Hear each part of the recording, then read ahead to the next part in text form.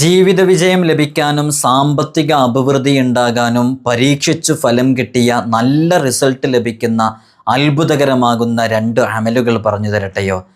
ഒന്ന്, സൂറത്തുൽ ഫത്ഹ് എല്ലാ ദിവസവും പാരായണം ചെയ്യലാണ്.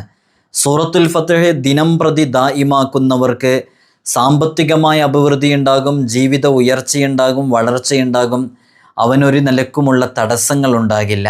അതുപോലെ തന്നെയാണ് യാ ബാസിത്തു യാ അള്ളാ എന്ന് പറയുന്ന അള്ളാഹുവിൻ്റെ പരിശുദ്ധമായ അസ്മാഉൽ ഹുസ്നയിലെ ഇസ്മ ളുഹാ നിസ്കാരത്തിന് ശേഷം ചുരുങ്ങിയത് 100 തവണ പാരായണം ചെയ്യുക എന്നുള്ളത്.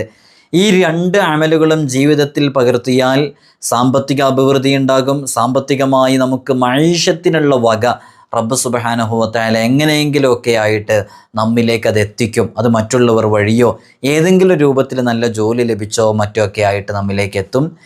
വിജയത്തിൻ്റെയും അത്ഭുതങ്ങളുടെയും കലവറയായ സൂറത്താണ് സൂറത്തുൽ ഫത്ഹ്. ഇത് പതിവായി ചൊല്ലുന്നവർ, ഈ ശബ്ദം കേൾക്കുന്നവരുടെ കൂട്ടത്തിലുണ്ട് എന്നുള്ളതറിയാം.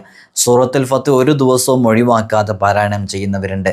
അല്ലാഹു സുബ്ഹാനഹു വ തആല ഖുർആനിൻ്റെ ബറക്കത്ത് കൊണ്ടും ഇസ്മിൻ്റെ ഷറഫ് കൊണ്ടൊക്കെ നമ്മുടെ ജീവിതത്തിൽ വലിയ ഖൈർ നൽകി അനുഗ്രഹിക്കട്ടെ.